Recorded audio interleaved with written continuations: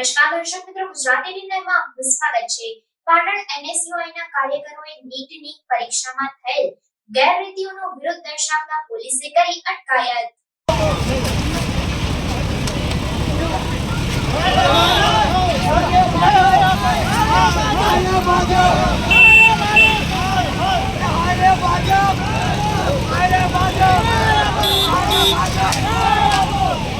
પાટણ એનએસયુઆઈના કાર્યકરોએ દર્શાવ્યો વિરોધ. નીટની પરીક્ષામાં પેપર લીક ગેરરીતિના મુદ્દે વિરોધ નોંધાવ્યો. પાટણના ઊંઝા 3 રસ્તા ખાતે વિરોધ નોંધાવ્યો.